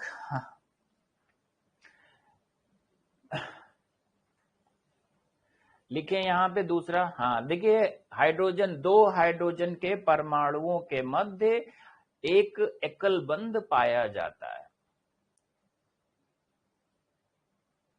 अभी देख कहां कहां मिलता है, तो भाई कई जगह जहां पे हाइड्रोजन की किसी से शेयरिंग होगी वहां पाया जाएगा। जैसे कि देखिए ऐसा नहीं है कि यहीं पाया जा रहा। दूसरा एग्जांपल देखें, अच्छा देखिए इसी का दूसरा एग्जांपल। अब देखिए कार्बन की 4 वैलेंसी है, टेट्रा वैलेंसी होता है। अब इसमें क्या है, इस देखिए ये हाइड्रोजन था, ये देखिए ऐसे हाइड्रोजन लगा के ऐसे दिखा दें आप लोग, ये देखिए हाइड्रोजन लगा के ऐसे दिखा दें। मैं पहले ऊपर वाले को हटाए दे रहा हूं, ये दूसरा एग्जाम्पल दिखा रहा हूं। जैसे कि आप लोग पूछ रहे हैं कि भाई, तो आप देखिए यहां से ये शेयरिंग हो गई, ये शेयरिंग इसके साथ हो गई, ये हो गई, ये हो गई। अब देखिए ये कार्बन की 4 वैलेंसी थी, हाइड्रोजन की 1 वैलेंसी होती है। इसने देखिए अब इसका कार्बन का पूरा ऑक्टेट कंप्लीट हो गया, इसके 2 2 2 2 8 पूरे हो गए। और इस हाइड्रोजन का देखिए इसके पास एक ही सेल है, के सेल है, उसमें 2 ही इलेक्ट्रॉन रह सकते हैं। इसका भी डुप्लेट कंप्लीट, इसका भी डुप्लेट कंप्लीट, इसका भी डुप्लेट कंप्लीट, इसका भी, ये टेट्राहेड्रल स्ट्रक्चर हो गया। तो मेथेन में भी सिंगल बॉन्ड पाए जा रहे हैं। इसको अगर हम लोग सिंबलाइज करें तो देखिए इस तरीके से हम लोग लिख सकते हैं, इस तरीके से देखिए ऐसे बना होता है। कभी भी हम मेथेन लिखते हैं ऐसे ही लिखते हैं, ये मेथेन है। हाँ आगे ढेरों बना सकते हैं, बहुत कोई भी कंपाउंड इस तरीके, पहले ये समझ लें उसके बाद हम लोग किसी भी उसमें मिल सकता है, ठीक है। सुबीट क्लियर हुआ ये। तो चलिए भाई एकल बंध के बारे में बात हुई, अब हम लोग लिखते हैं द्विक बंध। बहुत छोटी छोटी सी ये बातें हैं, इनको समझते हैं भाई। देखें यहाँ पे द्विक बंध, इसको कहते हैं डबल बॉन्ड। देखिए भाई डबल बॉन्ड, डबल बॉन्ड की बात करते हैं तो यहाँ पे देखिए भाई ऑक्सीजन है, ऑक्सीजन है। अब हमने पहले ही बना रखा है कि भाई यहाँ आपको पता है कि भाई 2 और 6 इसका है, 8 एटॉमिक स्ट्रक्चर है, इसके बाह्यकोश में 6 इलेक्ट्रॉन है, तो हम यहाँ पे 6 दिखा देते हैं, ठीक है। अब देखिए यहाँ पे थोड़ा सा आइडिया आप लगाइए कि इसके पास ऑलरेडी जो है 6 है, तो अगर इसको 8 करने हैं तो 2 ही के साथ शेयरिंग करेगा। भाई ऑक्सीजन क्या करेगा, 2 के साथ शेयरिंग कर लिया और यहाँ पे ऐसे रख लिए 4। अब इसका देखिए अगर हम लोग थोड़ा सा इसको दूसरे कलर से मैं दिखा रहा हूं कि इसका देखिए ये ऑक्टेट कंप्लीट हो गया और इसका देखिए तो ये वाला कंप्लीट हो गया। तो अब अगर कहा जाए कि इसमें जो ऑक्सीजन ऑक्सीजन के बीच में ऐसे डबल बॉन्ड होता है और जो बच जाते हैं ये इलेक्ट्रॉनों के जो युग्म को हम लोग लोन पेयर कह देते हैं। क्या कहते हैं, इलेक्ट्रॉनों का जो ग्रुप होता है, 2 इलेक्ट्रॉन जो एक साथ होते हैं उसको लोन पेयर कहा जाता है। लोन पेयर इलेक्ट्रॉनों के ग्रुप को या कहें कि डुप्लेट को हम लोग क्या कहते हैं, लोन पेयर कहते हैं। 2 इलेक्ट्रॉनों का जो एक साथ ग्रुप होता है उसको हम लोग लोन पेयर कह देते हैं। तो ऑक्सीजन ऑक्सीजन में क्या है, डबल बॉन्ड। तो द्विक बंध में क्या हम लोग लिख सकते हैं कि परमाणुओं के मध्य 2 इलेक्ट्रॉनों की साझेदारी से जो बंध बनते हैं उन्हें हम लोग द्विक बंध कह देते हैं। उदाहरण में दिखा दीजिए कि ऑक्सीजन ऑक्सीजन के मध्य देखिए दो बॉन्ड हैं, उसी को हम लोग डबल बॉन्ड कहते हैं। ये ऐसे ही नहीं है, ये इस तरीके से जो ऑक्टेट कंप्लीट कर रहे हैं तभी ये सब फॉर्मेशन किया गया है। आप कुछ भी नहीं है, यहाँ सब प्रमाणित है, ठीक है। क्लियर हुआ ये। तो डबल बॉन्ड में क्लियर हुआ ये क्या है। अब देखिए जो डबल बॉन्ड हो गया। अब आगे ट्रिपल बॉन्ड की बात करते हैं।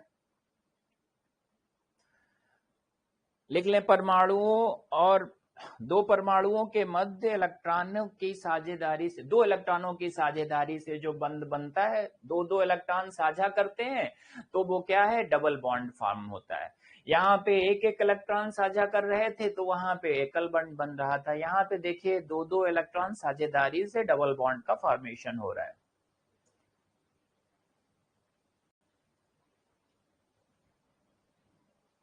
परमाणुओं के मध्य दो दो इलेक्ट्रॉनों की साझेदारी से डबल बॉन्ड का निर्माण होता है। और ऑक्सीजन दिखा दें। आगे बढ़ते हैं हम लोग, अगला देखते हैं। देखिए ट्रिपल बॉन्ड की बात हो गया ये। हाँ देखिए हरेंद्र, अब ट्रिपल बॉन्ड की बात करते हैं। ऊपर मैं लिख रहा हूं ट्रिपल बॉन्ड, त्रिकबंध, इसे क्या कहेंगे हम लोग, ट्रिपल बॉन्ड। अब ट्रिपल बॉन्ड का फॉर्मेशन कैसे होता है, क्या है, तो तीन इलेक्ट्रॉन की साझेदारी से हो जाएगा, सिंपल बात है। अब देखिए अगर हम यहां से देखें नाइट्रोजन है, अब उसका अगर हम लोग एटॉमिक स्ट्रक्चर, अगर ये एटॉमिक नंबर क्या है, कहेंगे कि भाई 7 है, तो देखिए 5 आ गया। अब अगर हम लोग कहें कि नाइट्रोजन को इस तरीके से अगर हम लोग लिखते हैं तो यहाँ पे क्या है, इसके हम लोग इस तरीके से 5 इलेक्ट्रॉन इसके दिखा दिए, नाइट्रोजन है इसके हम लोग 5 इलेक्ट्रॉन दिखाते हैं इस तरीके से। अब यहाँ पे इस तरीके से दो शेयरिंग हो गई, और ये देखिए दो ऑलरेडी थे तो इसका एक ऑक्टेट कंप्लीट हो गया, और इसका भी जो है यहां से कंप्लीट हो गया। तो तीन तीन इलेक्ट्रॉनों की अगर कहा जाए साझेदारी से हम लोग जो बॉन्ड का फॉर्मेशन करते हैं उसे हम लोग ट्रिपल बॉन्ड कह देते हैं। अब देखिए न्यूट्रॉन, सॉरी ये जो नाइट्रोजन है उसमें देखिए एटॉमिक नंबर 7 है, 5 है, तो 5 है तो 3 ही के साथ 8 जुड़ेगा ना, 5 है तो 8 करने के लिए हमें 3 इलेक्ट्रॉनों की साझेदारी करनी होगी। यहाँ पे देखिए एक लोन पेयर यहाँ पे बच गया, एक लोन पेयर यहाँ पे, नाइट्रोजन पे एक लोन पेयर, यहाँ पे स्ट्रक्चर में है, ये स्ट्रक्चर कैसा हो गया, देखिए N2 हो गया ये। हाँ देखिए सब लोगों को भाई जानकारी है।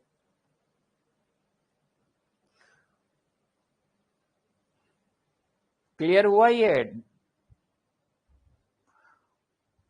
तो डबल बॉन्ड, ट्रिपल बॉन्ड और सिंगल बॉन्ड ये सब किसके एग्जांपल्स हैं, हम लोग कहेंगे कोवैलेंट बॉन्ड। इनमें कैसे बॉन्ड बनते हैं, हम लोग कहेंगे कि भाई शेयरिंग से बनते हैं।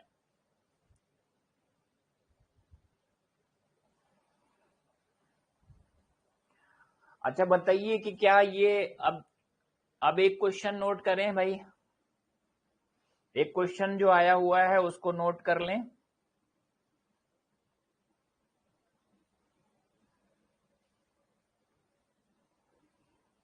हो गया इतना? नहीं सुबी, बस 3 ही तरीके के बॉन्ड ये होते हैं, ठीक है, क्योंकि पता है फिर ऑक्टेट कैसे कंप्लीट करेंगे आप, जो है 4 तरीके के भी अगर कहें कि कोई ऐसे टेट्रा करके कुछ ट्रिपल बॉन्ड ही होते हैं, ठीक है, तो हम लोग कहें कि 4 की शेयरिंग करेंगे तो 8 कैसे भाई, जिसका 4 होता है तो वो सिंगल बॉन्ड नहीं बना लेगा। एक एटम में भाई जाहिर सी बात है, तो 5 होगा तो 9 10 नहीं, ज्यादा नहीं हो जाएगा, तो इस तरीके से 5 था, 3 की शेयरिंग कर लिया, ये है।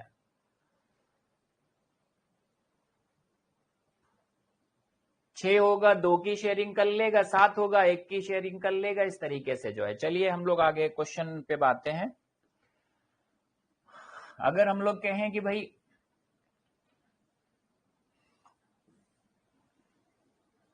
अब देखिए कार्बन, अगर हम लोग लिखें इस तरीके से, अब वहां पे लिख दिया जाएगा एसिटिलीन। देखिए ऐसे क्वेश्चन आ जाएगा कि एसिटिलीन में पाई बॉन्ड और सिग्मा बॉन्ड की संख्या बताइए, क्वेश्चन है, नोट करें। क्वेश्चन है, देखिए ये है एसिटिलीन में सिग्मा, अब देखिए ये नई बात आ गई, सिग्मा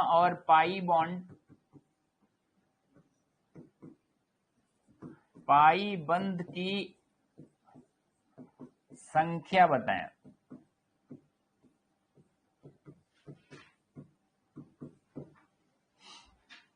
ये क्वेश्चन है और इस तरीके से इसके ऑप्शन तो आप बताएं आप लोग कितने हैं। सिग्मा बॉन्ड क्या होते हैं, अब बेंजीन में भी पूछा गया है। कार्बन अपना भाई वो टेट्रावैलेंसी होती है, 4 के साथ शेयरिंग कर लेता है। 3 सिग्मा 2 पाई। उज्जवल बताएं इसमें कितने सिग्मा कितने पाई, कैसे काउंट करते हैं, तो इसको समझ लें आप लोग, जो भी भाई जिनका आर्ट बैकग्राउंड से है उनको समझे। हाँ देखिए दिवाकर बिल्कुल समझ नहीं आ रहा होगा क्या क्वेश्चन है, क्या पूछा जा रहा है, समझ नहीं आ रहा है ना। हाँ ये पाई सिग्मा क्या हो गया, सिग्मा बोलते हैं अरिन। चलिए अच्छा देखिए हम लोग लिखें तो इस तरीके से इसको हम लोग इसको ऐसे लिख सकते हैं। जो एसिटिलीन है उसको उसका जो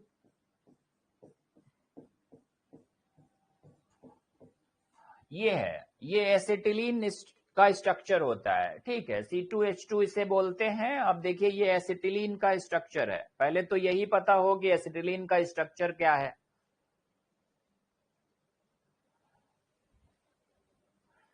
इसमें पाई बॉन्ड सिग्मा बॉन्ड जो है बताएं।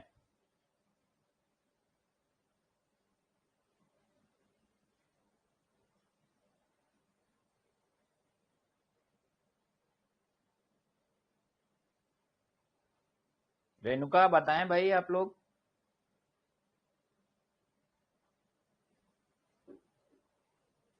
इसको काउंट तब कर पाएंगे जब हम लोग, देखिए भाई थोड़ा सा इसको समझ लेते हैं।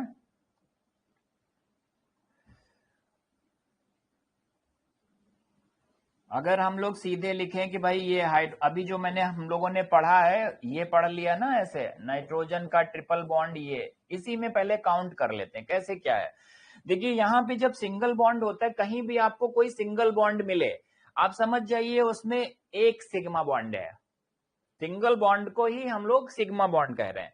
यहाँ पे एक सिग्मा एक पाई, डबल बॉन्ड में एक सिग्मा एक पाई, नाइट्रोजन में एक सिग्मा दो पाई, 2 पाई। अगर हमें ये पता है तो हम कहीं भी काउंट कर लेंगे। दूसरा क्वेश्चन है, ये पहला है। दूसरा क्वेश्चन है बेंजीन में सिग्मा पाई बॉन्ड की बात करें तो कितने सिग्मा कितने पाई होते हैं, ये भी क्वेश्चन आपके एग्जाम में भाई पूछा गया है। जनरल साइंस में अक्सर ये क्वेश्चन आ जाते हैं कि बेंजीन में कितने सिग्मा कितने पाई हैं। तो पहले तो हमें बेंजीन का स्ट्रक्चर पता हो तभी तो हम काउंट करेंगे, और ये फार्मूला पता हो तब जाके आप काउंट कर पाएंगे। तो देखिए दूसरा क्वेश्चन, पहला ये है, दूसरा क्वेश्चन आपके सामने है भाई, लिख लें। बेंजीन में कितने सिग्मा पाई बॉन्ड होते हैं, कितने सिग्मा और पाई बॉन्ड होते हैं।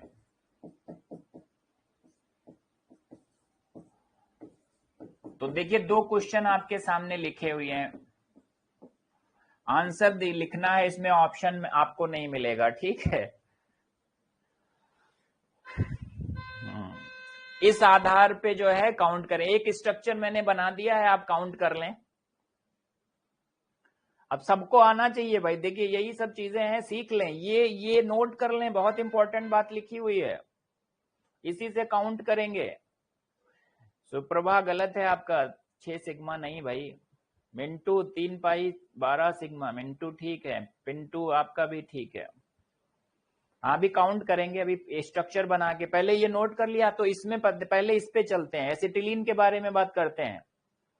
बताएं इसमें कितने सिग्मा है कितने, तो देखिए एक सिग्मा ये, एक सिग्मा ये, तो क्लियर हो गया। एक सिग्मा ये है, यहाँ पे 2 पाई है, बस इतनी तो काउंटिंग करनी थी। इस वाले स्ट्रक्चर में देखिए यही तो काउंटिंग करनी थी।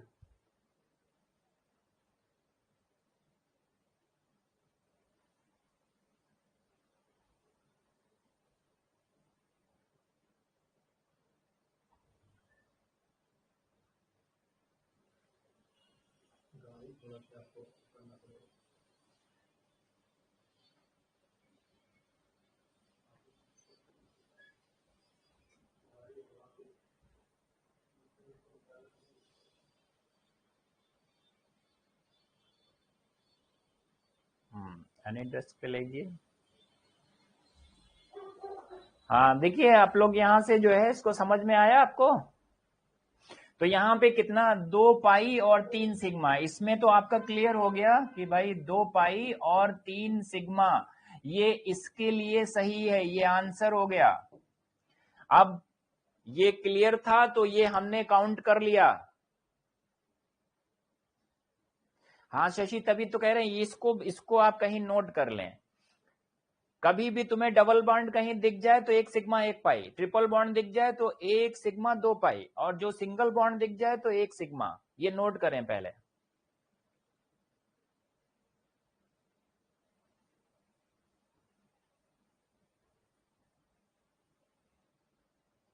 हाँ वही चीजें हैं विवेक भाई, मैं बता रहा हूं इसको भाई। कोई भी दो एटम है तो उनके बीच में जो अगर कहा जाए कि 1 सिग्मा बॉन्ड तो होना ही है, देखिए सब में है 1 सिग्मा, सब में है। बस ये है कि पाई बॉन्ड और यहाँ पे 2 पाई की बात की जा रही है, ठीक है, ये नोट कर लें। फिर बेंजीन का स्ट्रक्चर देखिए भाई, कैकुले साहब ने बेंजीन का स्ट्रक्चर दिया था। माइकल फेरा अगर कहें कि भाई जो फेराडे साहब ने बेंजीन की खोज की थी, कैकुले ने सपने में देखा कि एक्चुअल में वही रिजोनेंस के कारण जो कहा जाए पाई सिग्मा बॉन्ड कहाँ कैसे डिसलोकेट हो रहे थे, तो वो बड़ा कंफ्यूज थे। अब वो यहाँ पे स्ट्रक्चर ऐसा बनाते थे, साइंटिस्ट कह देते थे ऐसा भी तो पॉसिबल है, तो बहुत कंफ्यूज थे उसकी स्टेबिलिटी को लेके कि कहाँ पे कौन से बॉन्ड्स रहते हैं। तो यही आगे चल के जो है उन्होंने एक ख्वाब देखा, सपना देखा कि वो एक सांप अपना एक जो है वो पूंछ को जो है चाट रहा है।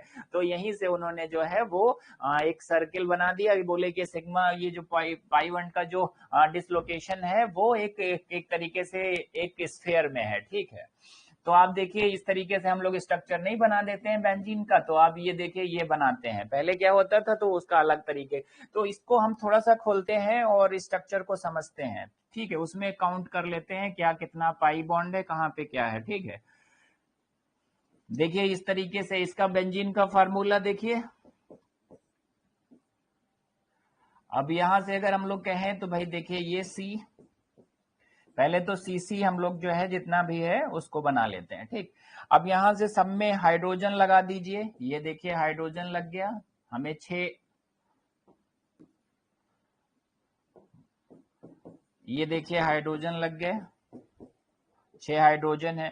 अब इसमें देखिए इतने तो ये हाइड्रोजन लग गए, 6 कार्बन थे 6 हाइड्रोजन थे लग गए। अब यहाँ पे क्या है कि कार्बन की आप वैलेंसी देखिए तो सेटिस्फाइड नहीं है, क्योंकि सब में पता है क्या है कि 3-3 वैलेंसी आ रही है।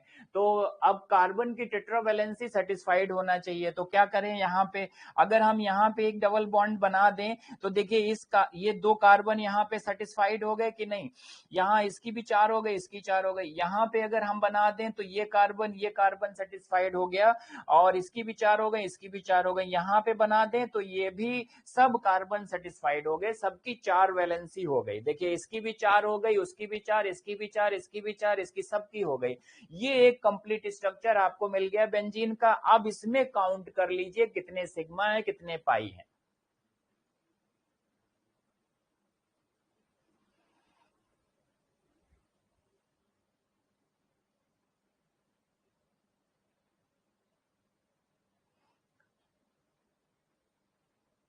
तो यहां पे बताएं कितने सिग्मा कितने पाई है बेंजीन में, आंसर दें भाई आप लोग।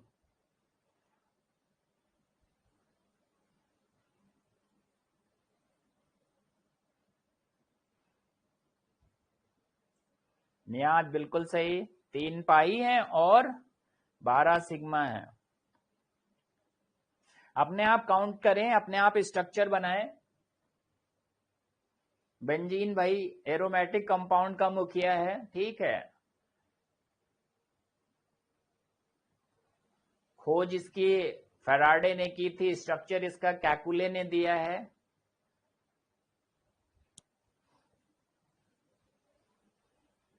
देखिए भाई क्लियर हो गया। तो सिग्मा और पाई वन फिर से देखिए मैं बना तो रहा हूं कि देखिए कार्बन जो है सब जितने भी हैं, इसको फिर से मैं कहिए दिखाऊं आपको। देखिए अच्छे से आप समझिए इसको, देखिए ये कार्बन है, आप इसको इस तरीके से दिखा लें। आप यहां से हाइड्रोजन सब में लगा दें, क्योंकि इसके स्ट्रक्चर में आपको पता है कि भाई 6 कार्बन 6 हाइड्रोजन है। लेकिन कार्बन की वैलेंसी सेटिस्फाइड करने के लिए ऑल्टरनेट जो है बॉन्ड पे आप पाई बॉन्ड लगा दें, बन गया। ये स्ट्रक्चर ऐसा ही है, ऐसे बनाया जाता है, बस ऐसे रख दिया जाता है। इसको ऐसे भी हम कर सकते हैं, ठीक है। और अगर कहा जाए इसको इस तरीके से भी लिख सकते हैं, ठीक है। ये बेंजीन हो गया। अब देखिए ये स्ट्रक्चर बना हुआ है, तो यहाँ पे एक पाई ये हो गया, एक पाई ये, एक सिग्मा ये, एक सिग्मा ये, और एक पाई और एक सिग्मा ये। बाकी जहां जहां बने हैं सब सिग्मा ऐसे बना दीजिए, सब सिग्मा। और ये सिग्मा, ये सिग्मा, ये सिग्मा, आप इसको काउंट कर लीजिए। तो यहां से चलते हैं भाई, 1 2 3 4 5 6 7 8 9 10 11 12 12 सिग्मा हो गए, और 1 2 3 पाई हो गए। बस ये है बेंजीन का स्ट्रक्चर, ऐसा होता है, ठीक है। आपके सामने लिखा हुआ है, ठीक है। तो आज हम लोगों ने क्या पढ़ा भाई? आज हम लोगों ने सहसंयोजक बंधों के बारे में बात की थी, और उसमें डबल, ट्रिपल और हम लोग सिंगल बॉन्ड की बात की है। अब इसकी प्रॉपर्टीज कहाँ पे, कौन से ये जो है यौगिक होते हैं जिनमें ये बनते हैं, कैसे क्या होता है, तो हम लोग इसकी बात करेंगे, ठीक है।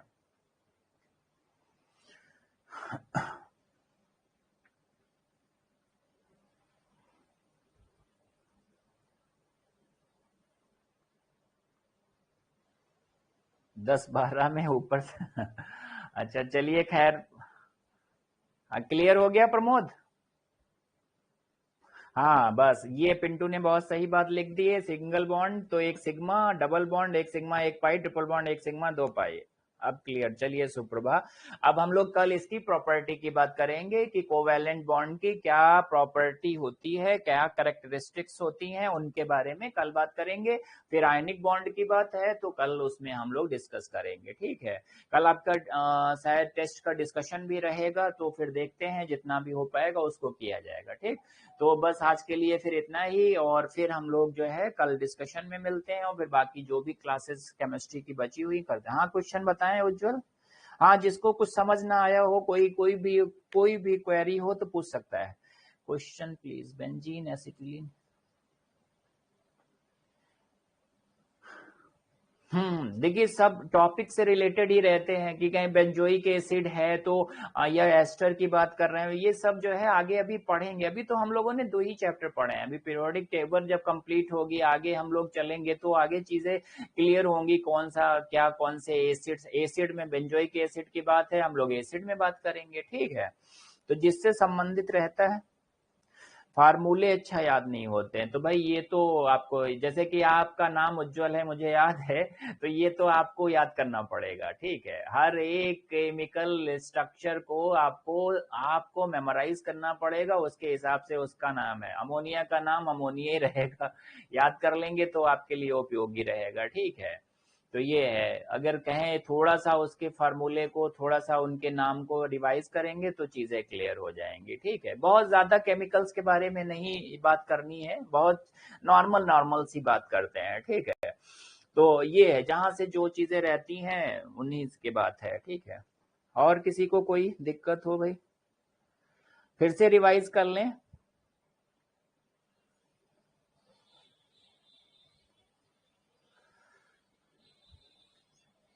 सी में कैसे? अच्छा ऐसा नहीं है कि सी में डबल बॉन्ड नहीं होता, डबल भी होता है, ट्रिपल भी। देखिए अच्छा थोड़ा सा इसको जो है दिवाकर को दिक्कत हो रही है। तो देखिए यहाँ पे कार्बन कार्बन की बात करें तो यहाँ से मेथेन, तो हमने ये स्ट्रक्चर बना दिया, ये मेथेन हो गया, ठीक है, ये तो हो गया। अब कार्बन की बात करें तो यहाँ पे अगर हम लोग आगे बात करते हैं, कार्बन कार्बन के मध्य ये सब हाइड्रोजन लगा दिया, तो देखिए मेथ का मतलब एक कार्बन, तो ये मेथेन हो गया। सब सिंगल बॉन्ड लगे हैं, सिंगल बॉन्ड को एन कह देते हैं, तो ये मेथेन। यहाँ पे 2 कार्बन लग गया तो उसे एथ कहते हैं, और एन लगाते हैं सिंगल बॉन्ड की वजह से, तो यहाँ सब हाइड्रोजन लगे हुए हैं, ये एथेन स्ट्रक्चर हो गया। ये देखिए ये सब हाइड्रोजन लगे हैं। ये अब अगर इसका फार्मूला लिखें तो C2H, और ये 6 हो गया। इस तरीके से इसका CH4 हो गया। ये तो सिंगल बॉन्ड की बात। अब देखिए C के बीच में डबल बॉन्ड भी आ सकता है। आगे हम लोग कहें कि यहाँ पे 2 हाइड्रोजन लगा दीजिए, कार्बन की वैलेंसी भी सेटिस्फाइड हो गई। अब इसको C2 हम लोग लिखेंगे, और ये कितना H कितना 4 हो गया। इसी को हम लोग एथिलीन कह देते हैं भाई, एथिलीन गैस है, ठीक है।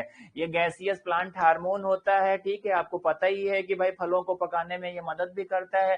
तो एथिलीन हो गया, डबल बॉन्ड यहाँ पे पाया जा रहा है। अगली कार्बन कार्बन के बीच 4 वैलेंसी सेटिस्फाइड है लेकिन बॉन्ड डबल हो गया।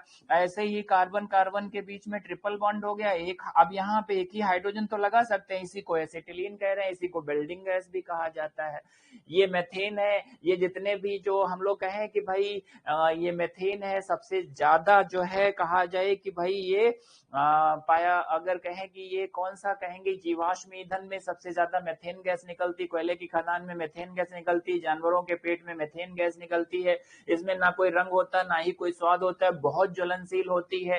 कहीं भी मेथेन लीक आउट हो गई आप जान नहीं पाएंगे, और जहां वहां पे जो है कोई भी अगर ज्वलनशील पदार्थ है जिससे कोई अगर चिंगारी निकली, बहुत धमाका हो जाता है।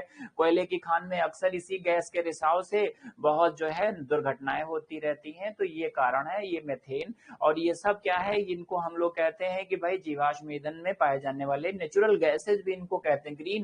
ग्रीन गैस भी कहा जाता है, क्योंकि मेथेन आजकल देखिए सीएनजी में मेथेन ही मेथेन भरा हुआ 96%। तो इसी को हम लोग कहते हैं कि भाई कोयल कार्बन, एक ही कार्बन है तो एक कार्बन डाइऑक्साइड का मॉलिक्यूल बनाएगा तो वातावरण में कार्बन डाइऑक्साइड की वैल्यू कम रहेगी, ये बात है। ठीक है, तो ये सब क्लियर हुआ दिवाकर? हाँ देखिए सब लोगों को इसी से चीजें।